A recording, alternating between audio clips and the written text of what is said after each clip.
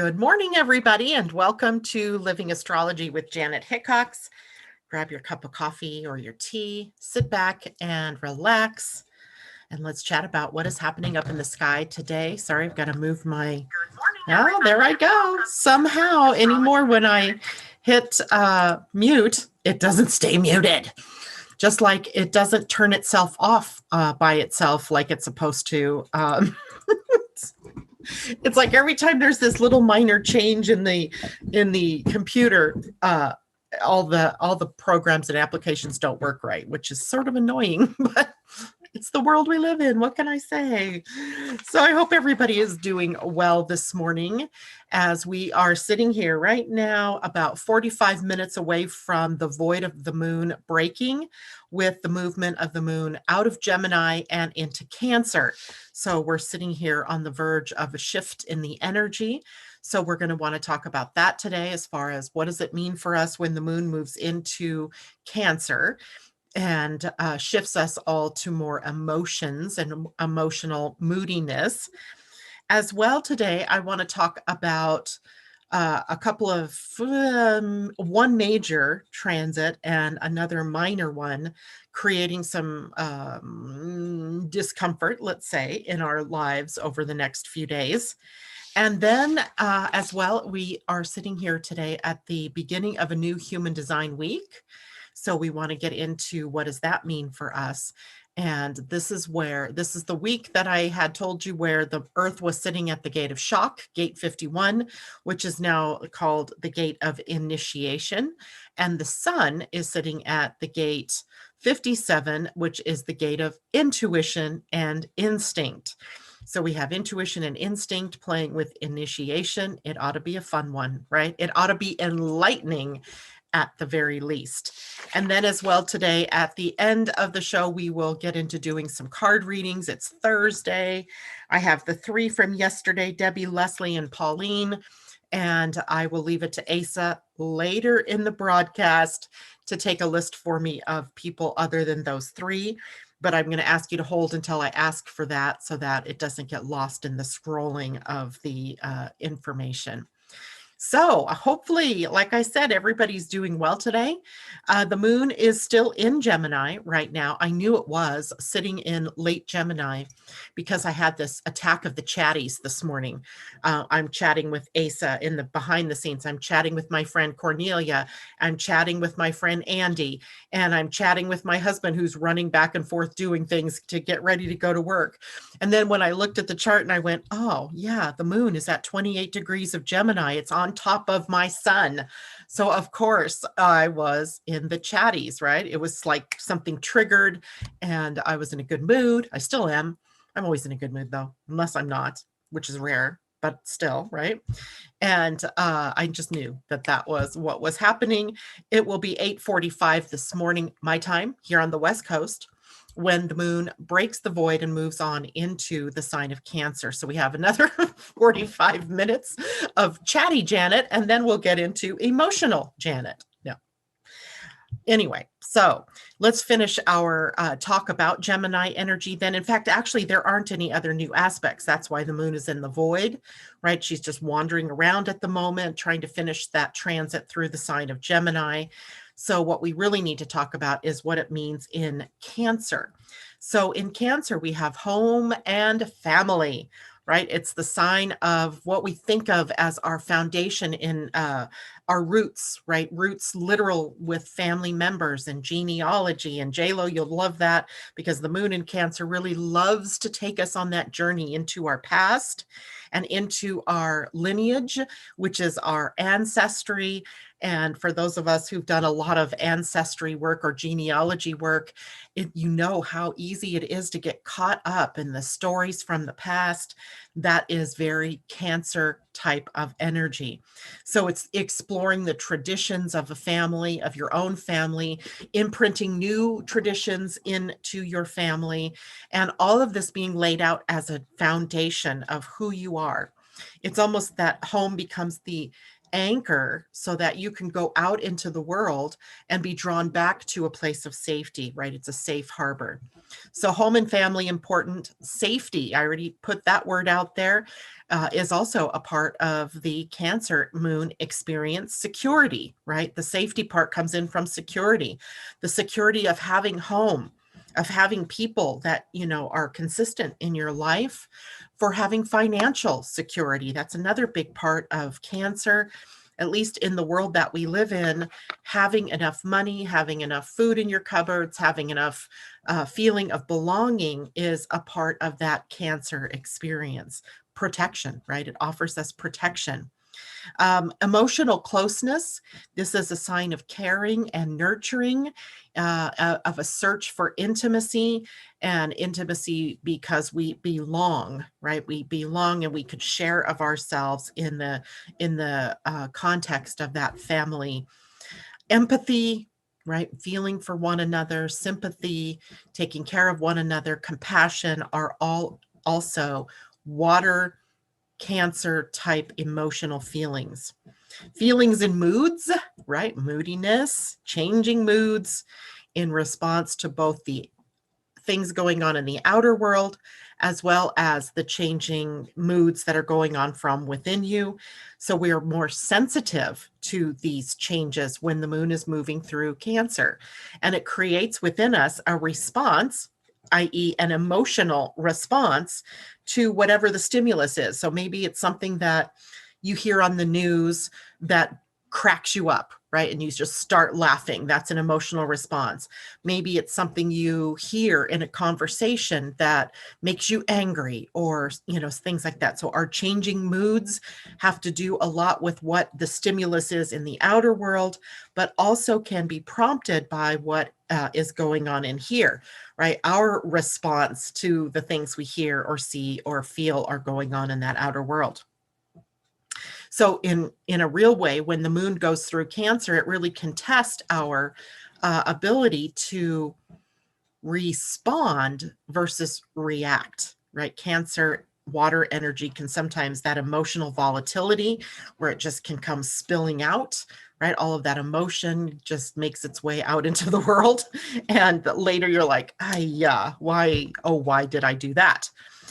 So also nurturing energy, mother, father, whoever it is that is the nurturing adult in the family. It is focused on that kind of person in the family. Food, a part of Cancer, right? How do we nurture one another? What do we do when we're not feeling well? Right? We maybe get that cup of hot tea or our hot coffee, which mine is no longer hot. Not sure why I'm holding it. And food like soups, right? Stews and chilies and things that make us feel comfort. So food is a part of the experience with the moon in Cancer, and being supportive and supported in the world. Allowing, Cancer sometimes has that hard shell and they don't want to allow much in. So that hard shell from the Cancer crab, kind of keeping the outer world at bay, kind of being used as a wall to keep, you know, separate. But allowing is also a part of the Cancer experience, allowing people to break through, to support you in your time of need, or in getting where you need to go, or in doing what you need to do. But also all of us being supportive of other people in this particular. Pauline is asking a question about stability. Is it a part of Cancer? Stability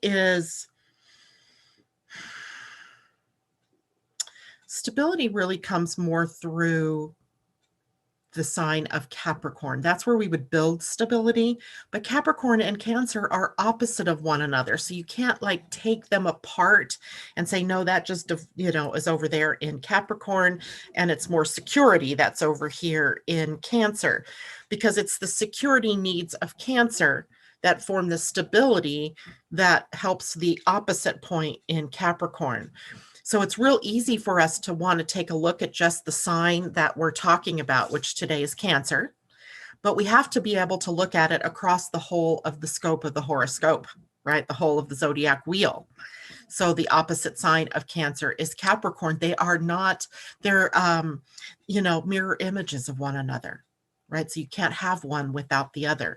it reminds us that in astrology, it's all built on relationships, as is our personal lives, right? Our personal lives are a bunch of mirrors that we call relationships, and they show us, different things about ourselves depending on who the person is. Well, when the moon is in Cancer, transiting through Cancer, our moods and emotions may be showing us where we are not feeling stable, or where the Capricorn energy is out of whack, and it's mirroring to us what it is that we're trying to create in the now. Just as when the moon is in Capricorn, it's all business, and we look back over at the Cancer side to see where it is that we may be out of sync with family and home. Maybe we've put too much emphasis on the business part, or the military part, right? The duty part, and not enough on the feel good part. So it's all about the axis, not just the one sign. But when we have a planet moving through a sign, i.e. the moon now moving through Cancer, it is going to trigger any of the energies that are over there in the opposite sign, or even squaring it, or even in the sextile. So it's really difficult for us when, I get conflicted in the morning when I start to talk about things like moon in Gemini or moon in Cancer, because I'm always thinking to myself, it's not that simple. It's not, right? They're all interconnected and interwoven. Remember at the beginning of the week, and we got the card for the collective, the spider. And the spider was all about weaving the story of humankind, weaving your dreams into reality. Well, think of the zodiac wheel as a spider web, right? A perfect web of all of these interconnections, right? And they all come together and form a complete picture. But that picture's dynamic is often changing because the moon is moving quick, the sun moves a degree a day and changes signs every 30 days. The other inner planets, Mercury, Venus, and Mars, they're moving, and it changes the landscape, the interconnected nature of all of the planets. So I hope that helps. And yes, we can say that Cancer and Capricorn have a need for stability, but we could also say that the other signs have some part of that feature in their energies as well, right? What is stability for Aries? Stability for Aries is the ability to change, to move, right? To have motion. Stability for Gemini might mean being able to have a conversation, to be able to write or express themselves. So we can look at it through all the different lenses.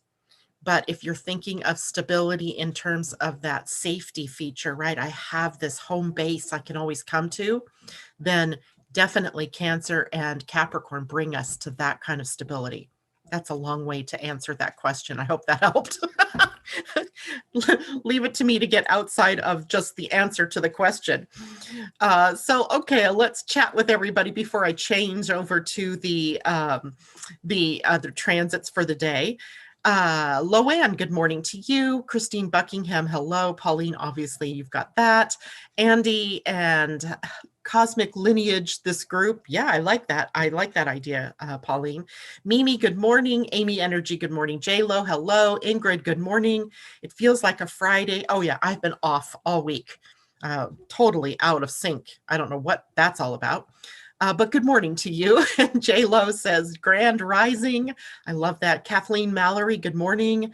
And let's see who else is with us. Asa, great to see you out there. She's coming up to be the birthday girl soon here. Sylvester, hello. Grand Rising, lovely people. He's again sending love and positive vibes and inner peace. Andy girl, I made 2 big pots of homemade soup yesterday.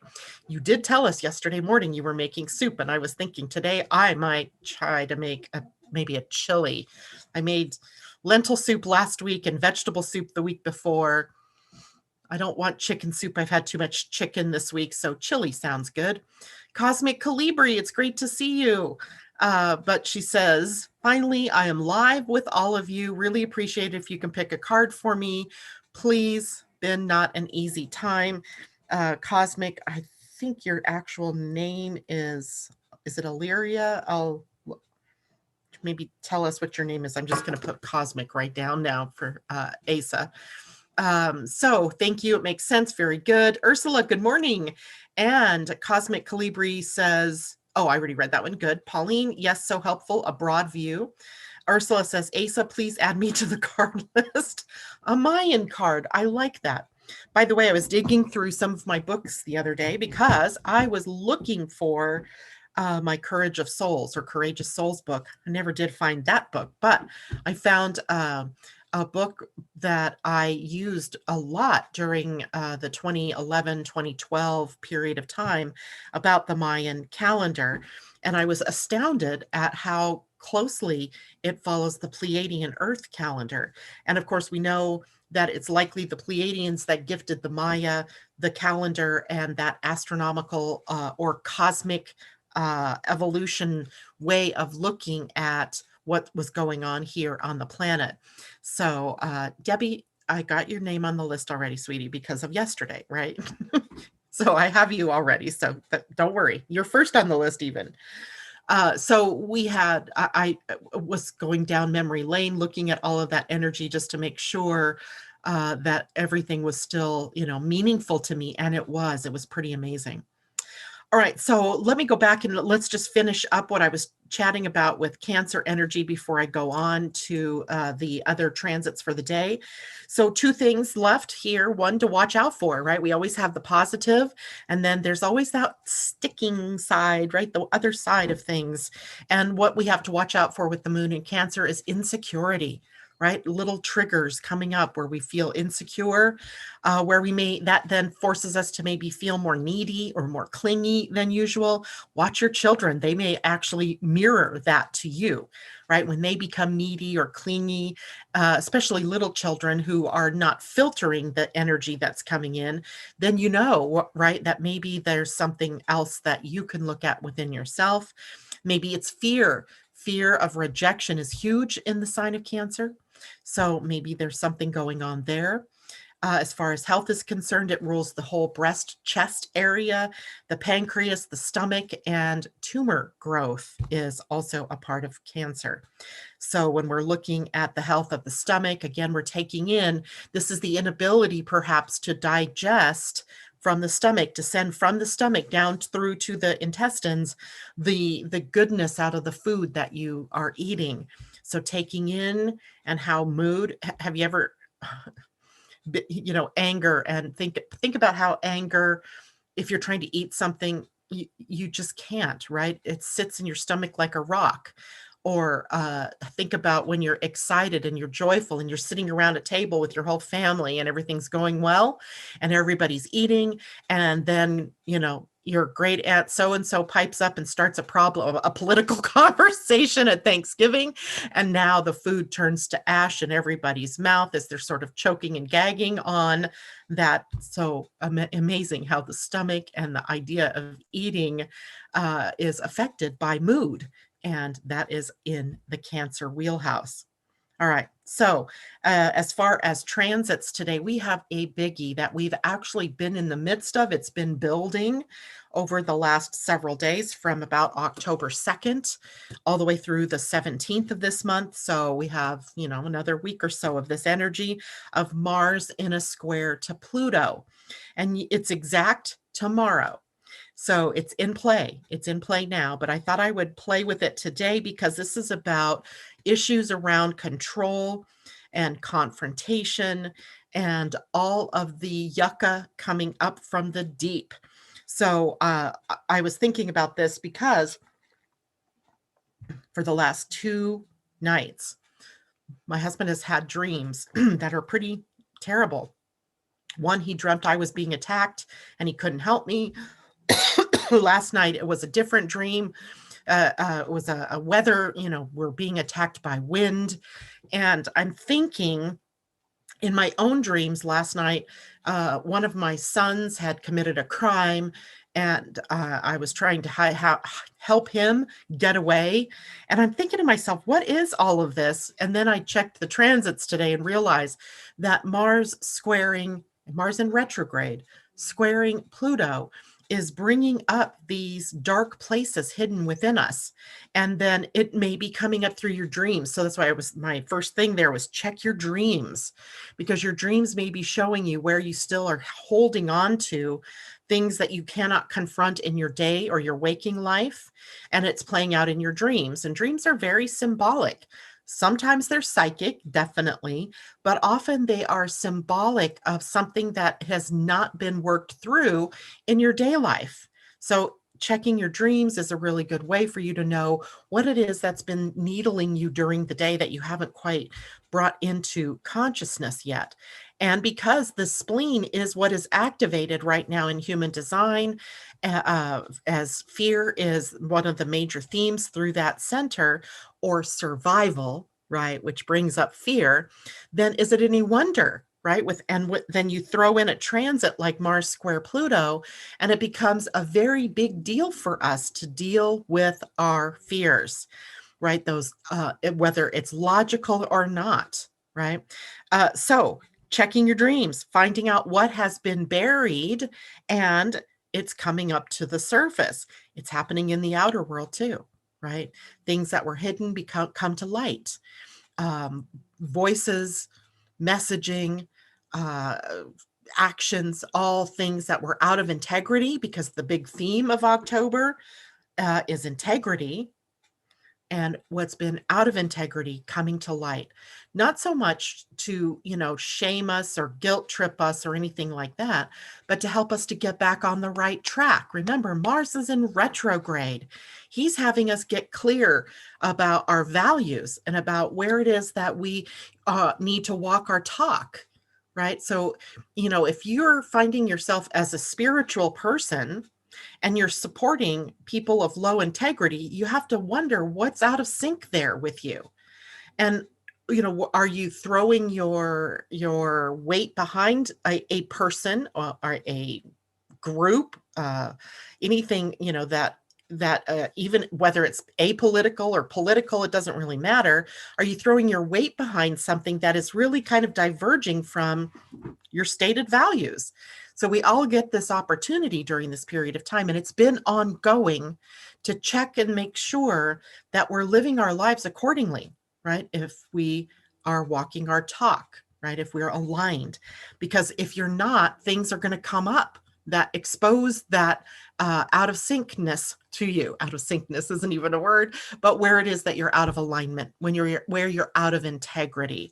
And remember, integrity is being true to you, right? So if you're saying one thing, but you're doing another, which one is the right thing, right? Are you saying what you think everybody wants to hear while you're doing what you really want to do over here, or vice versa? So we get to check that.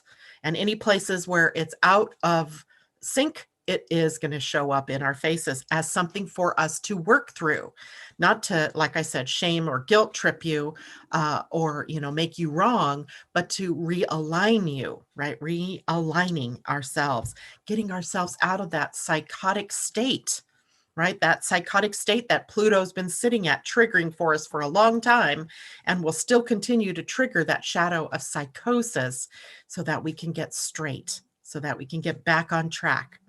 So that particular transit is playing in the background. It's almost like it came into pass right after we left the collective shadow period.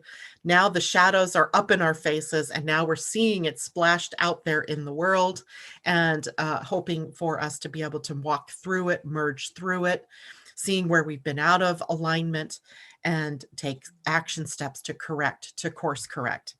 But again, that's a longer period of time. We're still inactive until next Friday. It looks like next Saturday. Now, also under the surface today is a Venus in conjunct Chiron. So Chiron in Aries, Venus now moving through the sign of Virgo, and it's triggering for us where we might still have healing that we need to do. So there's some discomfort, right? The nature of the in conjunct is kind of uncomfortable, like we're feeling tension, but we don't know why. We're feeling sensitive, likely because of the moon moving through Cancer, and that sensitivity is, being translated maybe into restlessness or some kind of tension. And so what it is here for us, Venus representing our relationships, Chiron representing our healing path. So what is our interaction in our relationship showing us about our healing journey, right? Ooh, my ear just went ringing. So what is going on in our healing journey? And we are likely seeing that through the faces of the people around us, right? The relationships, our seventh house relationships, right? Those people close to us that are our mirrors. And what truth are you confronting then about yourself through that interaction, right? And what are your relationships showing you, about where you are with your self-worth, where you are in your own integrity? So our relationships right now are really there to show us, if you're feeling the tension or discomfort a little bit now, about where it is that you still have some work that you need to do. But maybe the thing is where you're judging yourself, right? Maybe you're holding some judgment on yourself, but you're seeing it because another person is showing it to you. So again, it's all about that mirror. What's in the mirror? And are you living in alignment with your values? So we have sort of two transits here reminding us that this was the time for us to realign ourselves, to reimagine ourselves, to make sure that what we say we want is what we want. Is that right for us? Is that correct for us? Lots of people are confronting change in their lives, right? Change is upon them. And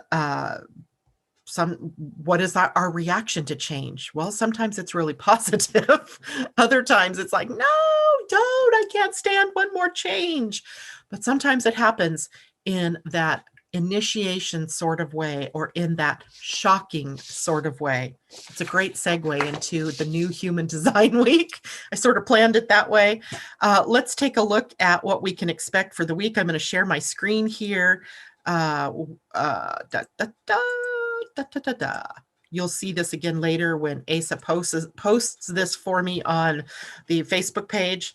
So here we are in week 2, where the sun is at the gate 57 and the earth is at the gate 51.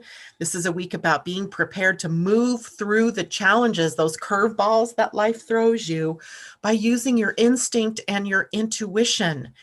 By the way, the gate of intuition or clarity or instinct sits on the spleen. So it also has a counterpart in fear. And the fear is about the future. We're afraid of the future. We're afraid that what we see coming at us might come to pass, and that disrupts us or disturbs us. We're afraid that what we see coming in the future isn't going to happen. So we can be triggered in different ways, right? The sun at the gate 57 about intuition is clarity in the moment. Remember, the spleen is related to time, and the time for the spleen is in the now, this moment, right? In this moment, the weather is fine, all is well. And remembering that in the moment, and what happens tomorrow isn't set yet, because tomorrow isn't here yet. All right, the earth at the gate 51 is the gate of shock, but it's a shock about initiation. And every now and then, we humans, we need this like shakeup, and that shakeup wakes us up and initiates our entry into a new way of being, into a new way of life, into an interesting new path, perhaps letting go of the old to move into the new. If we look at it through the gene keys, the sun at gate 57 in the shadow is unease. Like, we don't know why we're feeling that tension, right? Or that unease. The gift is intuition. If we tap into our intuition, we can say, the weather's fine, right? I'm living in the future, or I'm recalling something from the past.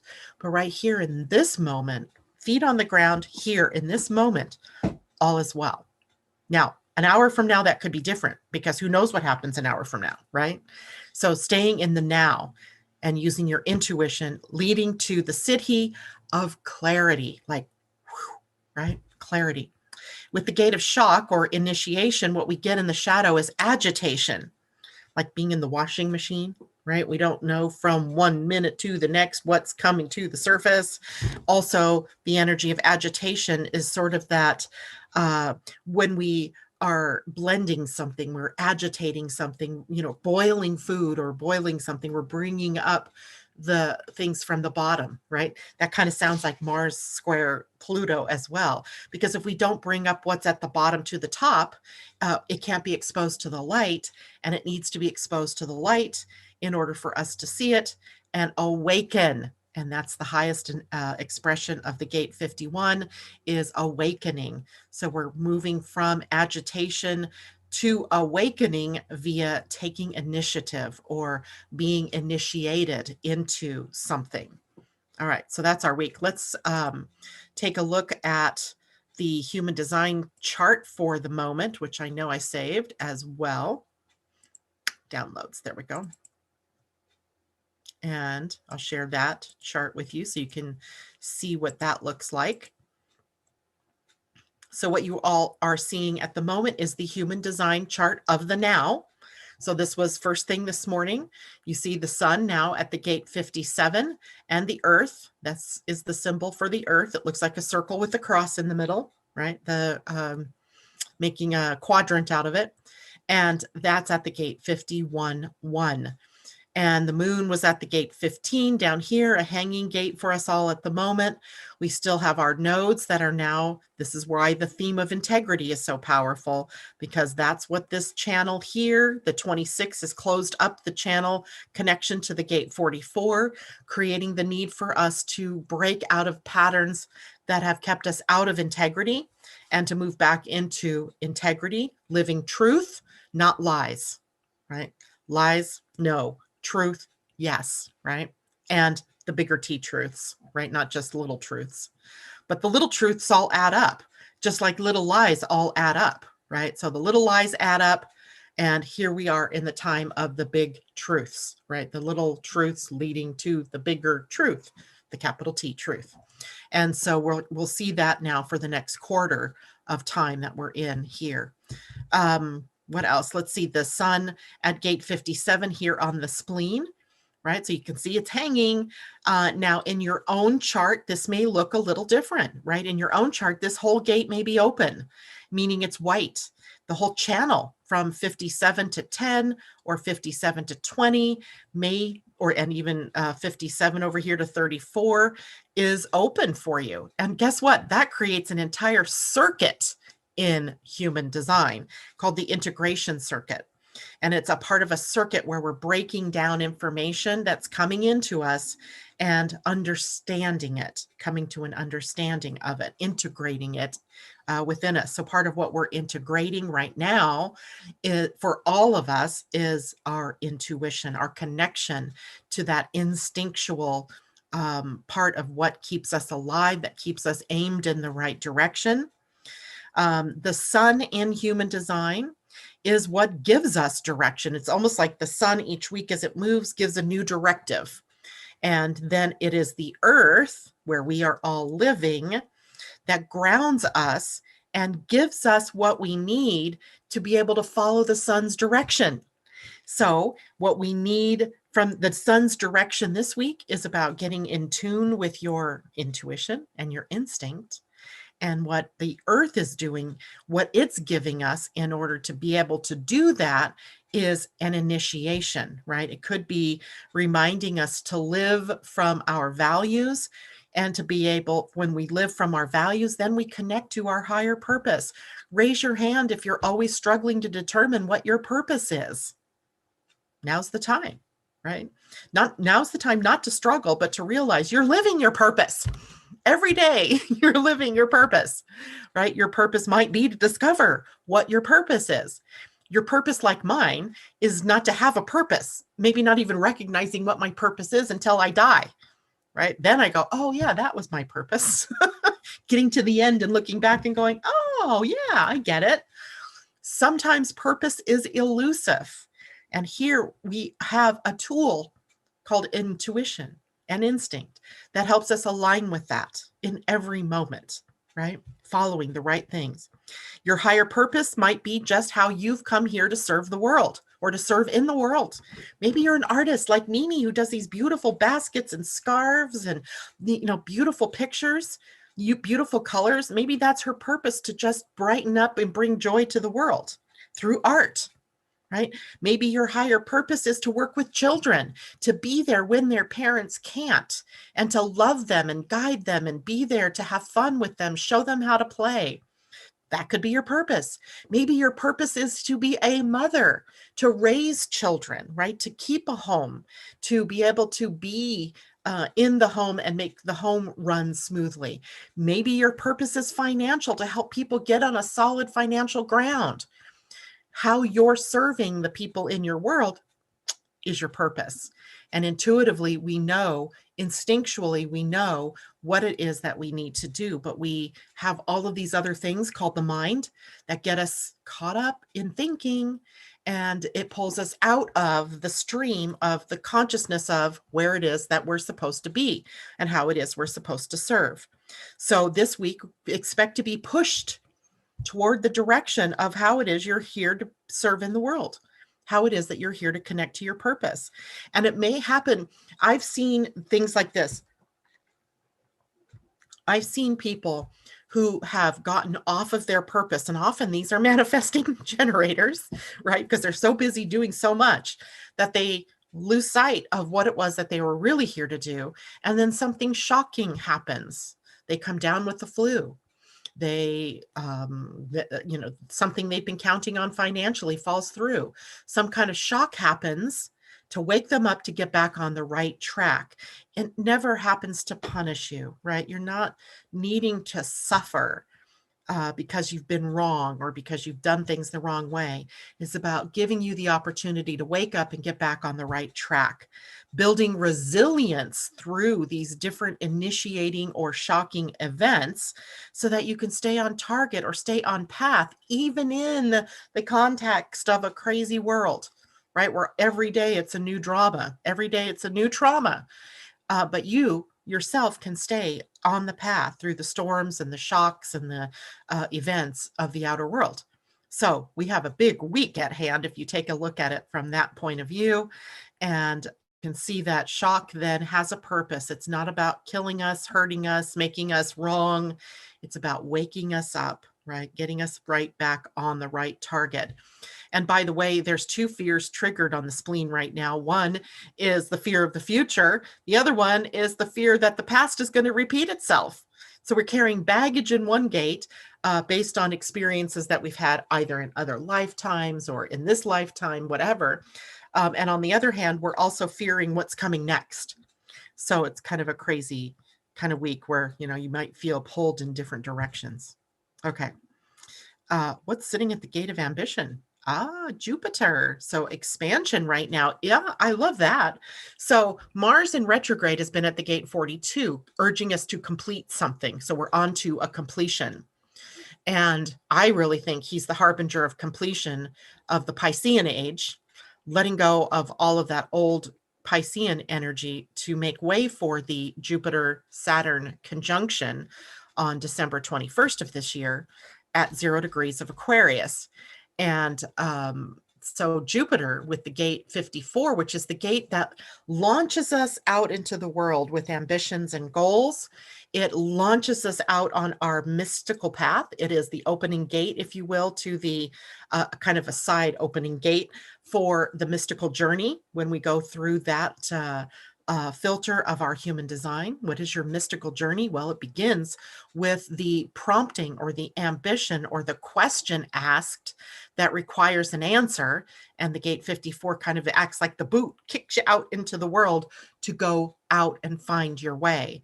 But it can also be finding your way through a spiritual journey as well as the physical journey to find your life purpose. So we're all being sort of initiated there as well, with Jupiter sitting at that very powerful gate of ambition and drive, setting goals, right? And Mars helping us in retrograde to reimagine ourselves, to rebuild ourselves, to get clear with what is really important to you and what can be left hanging out there somewhere for someone else to do. All right, questions about your human design. I see my phone keeps popping up Breaking news, Hurricane Delta strengthening. Ay, ay, ay. Ay, ay, ay. Asa, question. Pauline, okay, that I already answered. Cosmic Ilaria, that's right. Thank you, Asa, for getting me straight there. And she's been starting a lot of things, raising funds to support abused women and orphanage in Mexico, but Mars retro is not helping her. That's because Mars in retrograde does not favor taking action in the outer world. It favors you looking inward to be able to reimagine, retool, rekey, reevaluate, redream what it is that you're doing. So the harder that you're pushing out to do something, the more pushback the universe is giving you in not showing you what you want, right? Not giving you what you want. Question, does human design show your purpose? Yes, it does very clearly. So does astrology. And many times when I'm working with people in a coaching situation or in readings, one of the things they really want to know from me is, what is my life purpose? It is not my job to give you your life purpose. It isn't. I don't know that answer any more than you think you know that answer, but you've got all the tools that you need to embrace your life purpose. And it's showed through different combinations of planets that are sitting in your human design or in your astrology. And as you begin to learn about yourself, what I do is I help you learn about you so that you can see the themes that are popping up, right? What are the recurring themes? I can lead you to it. I am not going to ever tell you exactly what your life purpose is, because a life purpose can be many different things, right? Maybe you have a more mission-oriented life purpose. It's like an arrow pointing you in that direction. Maybe you have a life purpose that, like mine, isn't really obvious. There's no obvious life purpose for me except to speak from my heart, to speak from what's coming in. It could have been astrology. It could have been human design. I could have been teaching fourth graders, which was what my seventh grade self wanted to do, teach fourth graders. Why fourth grade? I don't know. I just thought that they were like really fun. They were smart enough to know, they were mature enough to want to learn, they were interested, and they were also still young and still, moldable. That's what I wanted to do, teach fourth graders. And that's not what I'm doing. But at the same time, I'm still teaching, I'm still speaking, and it just happens to be astrology and human design and that type of thing that attracted me. So, am I living my life purpose the way I thought it would be? No, because I actually had a big split in my life purpose, because my first 40 years of life, I was really into sales and achieving and climbing the corporate ladder kind of thing. And I did that really well. But then I was like, there was still an emptiness there. It wasn't quite right. But it's a process. Life purpose is a process. You don't look at your human design chart today and go, oh yeah, I'm a mother. That's what I'm going to do all my life. It just doesn't happen that way. It's a journey. It's a journey that, yes, your charts hold the answers to that journey, but you also personally have it within you, right? By what you're attracted to, right? What is your intuition telling you? Those are the things that are your hints along the breadcrumbs along the way to tell you what it is that your purpose is here on the planet, right? And it's different for everybody. It might be even different at different times in your life. That wouldn't surprise me at all. So, all right. I hope I answered that question. And Asa, now I am going to start doing some card readings. I have Debbie Tippett's to me, and Debbie, and I also saw Ursula. I'm going to wait until she gives me the list. Do not put, Asa, don't put on the list Debbie, Leslie, or Pauline, and because I have them. They're my first three. But please, if you feel like it, give me the rest of the people. Okay. Debbie. Debbie,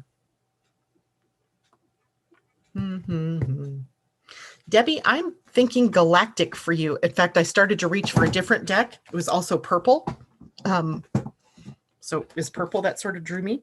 But the Galactic Heritage deck, right? The first and only of its kind that takes us to our star brothers and sisters, gives us Insight from the galactic perspective. I like that. Okay, so Debbie Tibbetts Tumiel, this is for you. And ooh, they want to be real. You renewed hope. Zeta Reticuli, the present. So renewed hope. Zeta Reticuli or Reticuli. And let's see, that's card number 79, which is a 16. And here we go. When a crisis passes and we are no longer deep in fear, there's a sense of relief. It feels like a new dawn has arrived and the future is filled with hope. This is where the Zetas are emotionally in this era. Their species crisis has passed and they are feeling a new dawn rising. The message for you is to see each moment as a chance for a new dawn. Nothing in the physical universe is constant except change. That's a truth, right? That's a capital T truth. With each change comes the potential for beauty, joy, and growth. Don't let the moments of your life pass without noticing them as doorways to awakening. Begin now. Here's the commentary, Debbie. This card refers to an era of Zeta civilization when their species crisis had passed and they were on the road to recovery. With the threat of their extinction over, they reconnected with their joy and began to feel hopeful about the future. They realized that they could not go back to the ways of their past and had to reshape their civilization and themselves. If you pulled this card, its meaning depends on the surrounding cards and your life circumstances. It could be that you have recently passed through a dark time in your life and you are feeling the new dawn. If so, it is important to learn the lessons from the past and not repeat them before you move into your new future. It might also mean that you haven't yet passed fully through a challenging time, but you can look ahead to see when the dawn will come. For those of you who have strong Zeta connections, this card may also mean that you have a connection with this Zeta era, which the era was in the present, their present moment. Perhaps, in any case, let yourself feel the energy of a new dawn that is on the horizon. Always remember that personal work never finishes. The Zetas learned this too and continued their self-healing work on a personal and species level. This deep inner work led to their species awakening. This inner work can lead to your awakening as well. Woohoo! I like that card, Debbie. Leslie. Now, I didn't see Leslie out there today. That doesn't mean she isn't listening, but I'm going to pull a dragon for you, Leslie. How's that? Love the dragons. And awesome. Thank you. Asa, I don't know what I would do without you. I don't know how I managed this every morning before you were there. I'm sure I did it, but aha. Dark blue galactic dragon for you, Leslie, helps you listen to the voice of the universe, ignite the codes of your master blueprint, access cosmic wisdom, and enter higher service. Look at that, dark blue galactic dragon. All right, let's grab the right book. Let's see. I don't think we've ever had that, actually. I don't remember that one. Dark blue galactic dragon is a 9th dimensional dragon. Page 104. So we're going to learn something new here. All right. So these dragons shimmer with golden sparkles of cosmic wisdom, for they harness the light of the stars, planets, and constellations. When we are ready, they touch us with this light, enabling us to embody the illumined energy and wisdom they contain. While many of us are now able to attune to the 9th dimension, it is still an awesome light, filled with joy, love, and wisdom beyond our current comprehension. Dark blue galactic dragons can send bursts of this cosmic searchlight through us to ignite the hidden codes of our master blueprint, the 7th dimensional light of our soul, so that we can listen to the voice of the universe. Remember, our soul must be at least 7th dimensional for us to receive permission to incarnate on Earth. Your soul journey has taken you to the stars and beyond.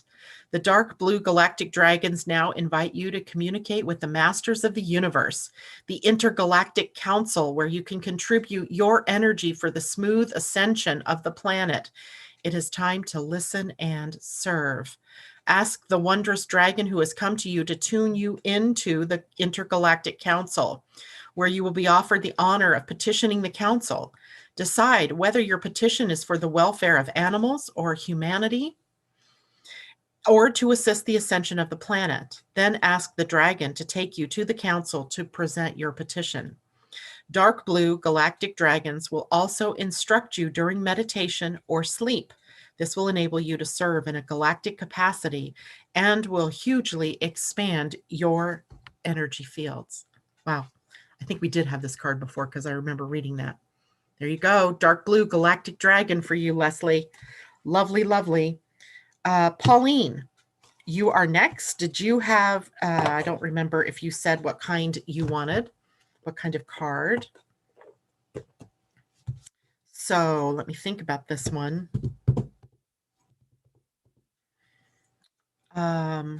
Let's see if I've got no. Okay, so I'm going to get the Mayan for you.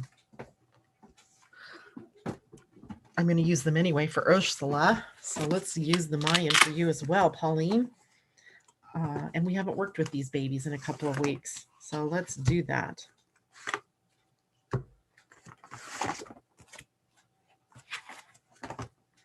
Okay, so Pauline, a Mayan card for you.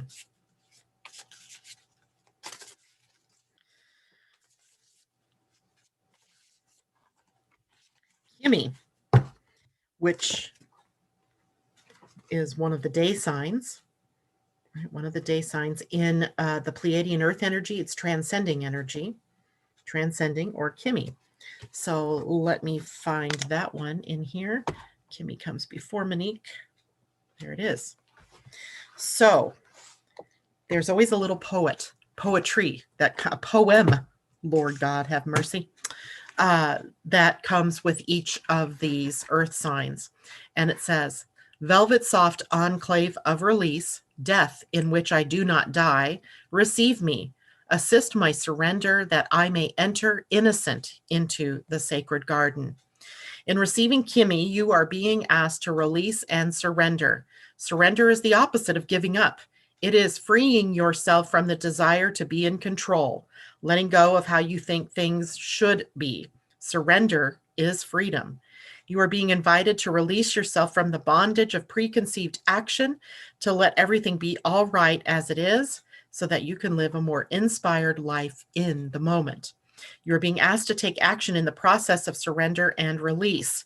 You are requested to die a symbolic death to surrender your limiting beliefs. Symbolic death unveils the self by cutting away the outgrown parts of yourself that no longer serve you. In such a death, ego structures fall away to reveal the garden of the true self. Look for new ways of being, new people, new ideas, and new directions that will move into the vacuum created through surrender and release. Like yeast, surrender enlivens and empowers you to experience more of life's fullness. Kimi brings humility, either by helping you to humbly embrace the process of surrender and release, or by forcing you to your knees. Experience a balm of forgiveness that is intrinsic to the sacred realm of death. Holding on to past patterns and grievances only limits the possibilities. Forgive yourself, forgive others, let go, surrender whatever limits you, face whatever you are resisting. In the experience of any loss, it is never too late to complete. Through your willingness to walk in the dark forest, insights and revelations will naturally emerge. If you find yourself disturbed by or denying any painful processes, be willing to look at how you might embrace death. Death is a natural part of transformation. Sometimes we are brought to experience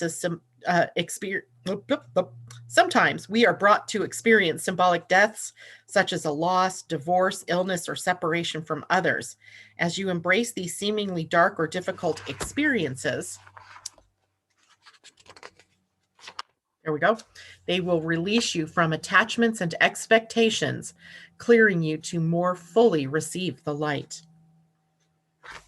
And then there's the long poem, but I'm not going to go into that. So hopefully that is helpful for you. And it may not even be something that is traumatic or dramatic happening in the now, but it could be something that has happened from the past that you are reliving in some ways in the now.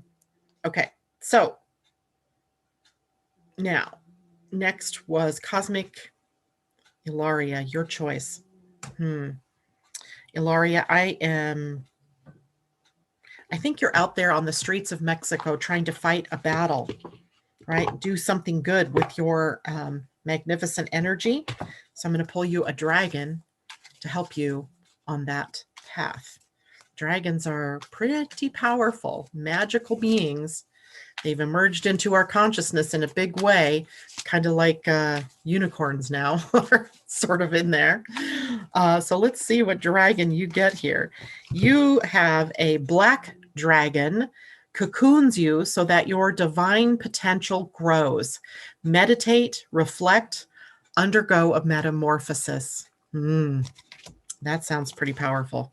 Let's see here what that means. Black dragon. No, it's not the one from Saturn. It's just the black dragon. There we go. 52. So the black dragon. The fifth dimensional black dragons are powerful. They only come to us when we are ready to nurture a new idea or concept that will enable our divine potential to grow. Black is the ultimate divine feminine color, the shade of mystery and magic, of secrets and hidden hopes. When we are prepared to surrender to the black dragons, they will cocoon us in silky black energy. And as we rest within this safe, dark place, they will enable the new to develop within us. Eventually, we will emerge like a butterfly, having undergone a profound metamorphosis. Choosing this card suggests it is time to rest, for it is during such moments of relaxation that divine projects, creative ideas, or a new way of thinking are conceived. In times of peace and stillness, fresh seeds and ideas can grow. The mighty black dragons wish to create a dark cocoon for you now so that you can germinate and sprout. You are asked to accept their assistance, for it will serve your spiritual growth. Take time to meditate or reflect, and the dragons will surround you with their breath. This will allow the opportunity that is being presented to you to take root. When you are ready, the black dragons will help you to nurture the new growth. Ask them to help you hold your vision until it comes to glorious fruition. They will also be working with you in your sleep state, and you may be aware of their presence, so acknowledge their help. Expect to be different and be ready to spread your wings. Wow. I think that goes right along with what I was saying about Mars retrograde, where we really need to take the time to reimagine ourselves, get clear on what is our real true desire before we take that leap, right? And okay, who was after Ilaria? I think it said Ursula, Mayan. Okay, I knew that. That's why I had the Mayans out. All right, Ursula, this is yours. And let's see here. Oh, Pauline wanted galactic. Sorry, Pauline. So you get the galactic Mayans. All right, so here for you is the word center. It is a number card, right? The bar represents 5. So center. Let's take a look here, Ursula, at what the number might mean for you. And I'm getting everything but that one. Here we go. And here's your little poem. Through the star portal, glide and soar. Foundations dance at apple's core. Hand of man at spirit's door. The qualities: core purpose, central intent, foundation, place of centeredness, simplicity, and acceptance of your humanness. 5 is the ray of center, the first bar, the foundation of humanity in the individual self. Step into the center of your crystalline core. What do you find there? What is your foundation, your core purpose, your central intent, your individual vision? Use this vision as an access to the truth at your stellar core. See yourself as an ever-expanding hub of truth and light. I love that. You are the center of your own universe. Remember that there is great wisdom to be found within the human form. In genuine acceptance of your humanness, find the foundation in the individual self for your expanded essence. Turn inward and bring more light into your form. Discover the foundation of your sacred center. In meditation, receive the serenity of this unus mundi, the place of perfect centeredness. In letting go of who you think you are, you become who you actually are. Be simple. You are always sitting in the center. Be the Zen master, centered in beginner's mind. Oh, I think that's a good one for all of us. Thank you, Ursula. That was a great choice of cards for you. Loanne, your choice.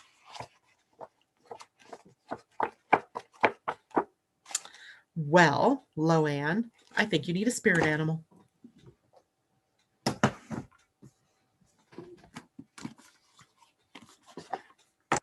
Loanne, whom I just discovered lives not all that far from me. Far enough, it would be a day trip, I think, huh, Loanne? So it's always fun to see that there are people in the same place, you know, that are interested in the same things you are. So a spirit animal, and in this deck by Colette Baron Reed, there is both a protection message if it's upside down, and it's cat spirit upside down. So let me take a look here. See the cat, that's the right side up view, number 13, which is a 4, and it says claim your independence, but it was upside down. So we're going to read the protection message in that. Card 13. I don't think I've ever pulled cat, even though I have a cat. So claim your independence, and here's your message. This may be the time you are facing some unpredictable situations. Are you hesitant to take a risk? Too cautious to jump into something new because you fear you can't trust yourself? Cat Spirit is saying, go for it, because you will land on your feet. If nothing seems to be going according to plan, there is no reason to worry. Cat Spirit loves to mix it up, and these seeming upsets will actually bring you some wondrous and unexpected opportunities. Get ready to pounce, as you may be called, to jump into something new at a moment's notice. At this time, your instincts are keen and your intuition is sharp. Remember, even a temporary failure can lead to a spectacular success. So embrace the adventure. You are sure-footed and can trust yourself. That's a great message. Great message. All right, so that was for you, Loanne. I hope that makes sense for you. And let's see here, who was next? After Loanne, it was Amanda, I think. Amanda J. And Marissa Bennett, your choice. Okay, so Amanda. I'm Amanda. Let me rearrange my desk here in a minute. I'm going to get you a Mayan card as well. I think you need some intergalactic wisdom from an ancient civilization. Let's see. Whoa, see? It jumped out. Whoa, Ish, the healer. Ish, interesting card. Ish is the healing energy in the Pleiadian calendar. Ish was the representation sometimes of the jaguar, of the high priest or the priestess kind of energy. So let's see. We haven't had this card before. Ish. All right. Ish. Symbols: jaguar, wisdom wand, all-seeing eye, and the peacock. And I don't know why I just jumped out with this. Here are some crystals, stones that might work for this energy: moldavite, opal, a crystal ball, rainbow moonstone, green watermelon tourmaline. I have some of that. All right, here is your poem. Discoverer, jaguar seer, show me the larger vision. In alignment with the will of the divine, I call on you, my integrity, to refine. Oh my gosh, I can't believe this. Receiving Ish indicates that magic is afoot. You have drawn the light magician, the jaguar seer. Expand your vision to include the excitement of more magic in your life. Ish offers you initiation Ish challenges you to pick up your wisdom wand and embrace the beneficial use of the will. Through your presence and simple beingness, magic's dimensional doorways open. Magic is a type of perception. Magic dances only in the present tense. Magic requires reverent attention. Are you silent enough to receive it? Magic requires open, flexible awareness to show its mysterious face.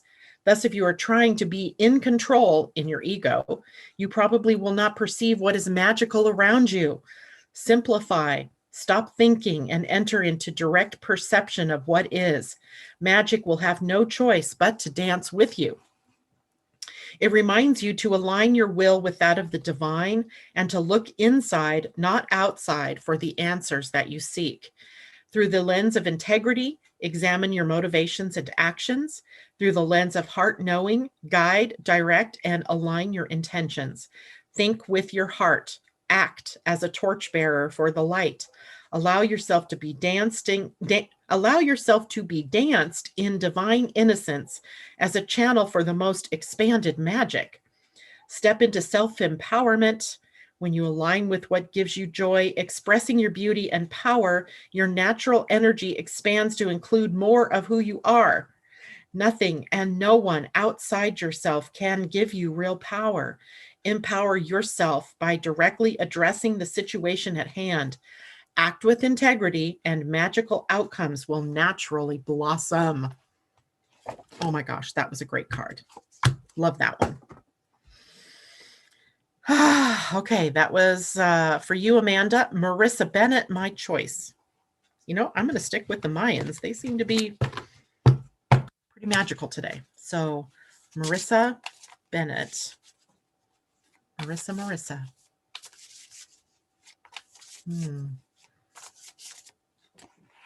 Hologram. That's an interesting looking card. Look at that. Hologram. Looks like the sun or maybe the moon. It's probably the sun though.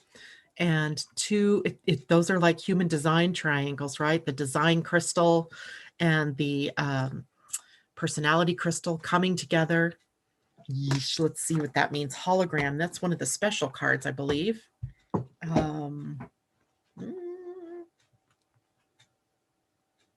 Harmonic wisdom.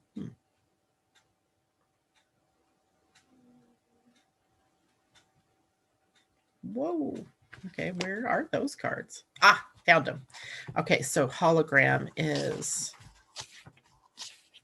Okay.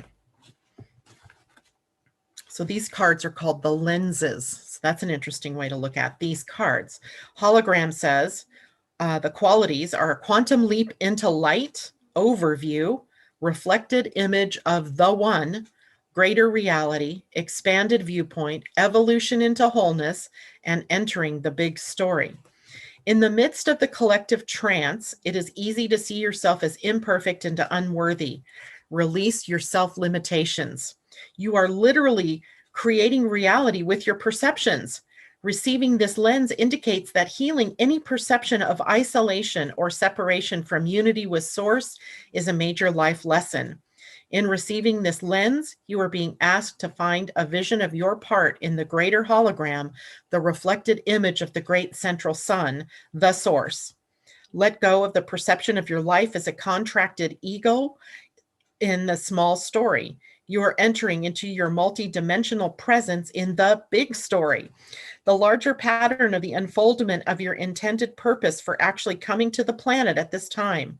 Keep your awareness open and tuned for clues about this leap into the larger pattern that is taking place. This is a profound card. Do you remember the hologram of Princess Leia in the movie Star Wars? Holograms are created when a coherent light source, the divine, is beamed on a mirror, spiritual reality, then onto a photographic field, physical reality, creating a three-dimensional image, you. You are being asked to embrace this expanded way of looking at reality. From the greater perspective of the larger hologram, there is no time. Hence, you have already completed your return journey into oneness. At the very least, consider the possibility that we are actually lively little holograms dancing in the virtual reality of the divine mind. Try looking at the situation at hand from a different position in the hologram. An elephant looks different to a mouse and a giraffe. Become aware of where you are viewing the hologram.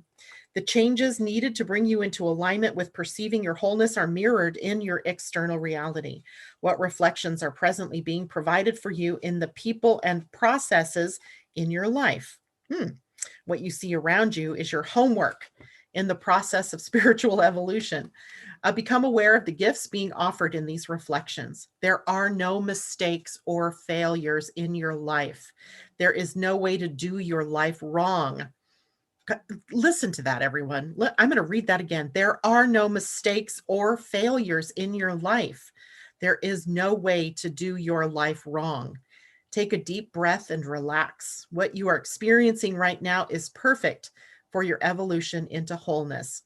Focus on your natural luminosity. When you are empty and still, you become a clear instrument through which the coherent light source of the Creator can simply shine through.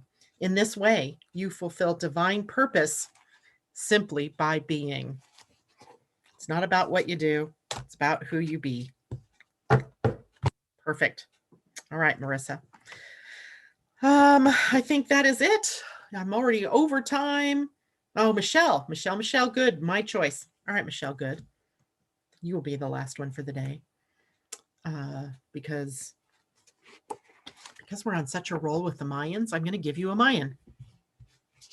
I just feel like Ursula opened up a big doorway when she requested Mayan today. And oh, yay. And yours just flew out of the deck as well. This is the 2-bar.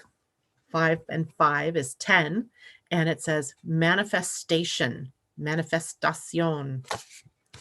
Okay, let's see what that means. Manifestation, 2 bars is a 10, which we know in the Pleiadian calendar, when we get to the 10-day, right? The 10-day is about manifestation. What are we manifesting? Well, we're manifesting what we've been focused on. What have you been focused on? All right, so here we go. Here is the poem, Passkey to True Identity in This and All Worlds. Unlock the gates to the great mystery manifesting through you. The qualities are intention, motivation, true identity, foundation of essence self, aligned manifestation. And it says 10 is the ray of manifestation, the foundation of individual self manifesting its true identity, the foundation of essence self. A potent manifestation awaits you. 2 worlds combine. The key to manifestation in all realms is through clear intention and the embodiment of your divine essence. What does your heart desire to manifest? Begin by aligning with your essence. Essence aligned with intention creates an etheric thought form, an energy matrix image. As long as it is unrestricted by limiting beliefs, the energy pattern emerges and evolves. As it evolves, it aligns with the larger pattern until finally it is released into manifestation. In receiving 10, you are being asked to look carefully at your own foundations. What structures and belief systems is your reality built upon? What foundations motivate your choices? You are now creating a new foundation, walking into all that you are, your essence self. As the foundation of your essence self emerges, others will recognize your true identity. When you are in resonance with the universe, manifestation is a natural byproduct. Unconstrict your vision to include the seemingly impossible by standing outside your linear perceptions, which dictate that things must occur in a step-by-step way. Instead of trying to figure it out with your ego mind, simply resonate with the desired manifestation. See and feel it as already completed, because in nonlinear reality, it is. By focusing your awareness beyond the static appearance, in quotes, of reality into the generative, quantum, active aspect of the creation, the casual matrix of archetypes and sacred geometry, you can naturally precipitate directly that which you desire. Wow, that was a lot of words. Maybe I should reread that last sentence. By focusing your awareness beyond the static appearance of reality into the generative, quantum active aspect of the creation, the casual matrix of archetypes and sacred geometry, you can naturally precipitate directly that which you desire. That's a mouthful, but it's very enlightening. All right. That is it for me today, guys. That was a lot of readings. I hope everybody got something from that. As since we're all together in this, every one of these card readings could be meant for you as well. All right. Take care, everyone. See you tomorrow, Friday. Yay. All right. Until then,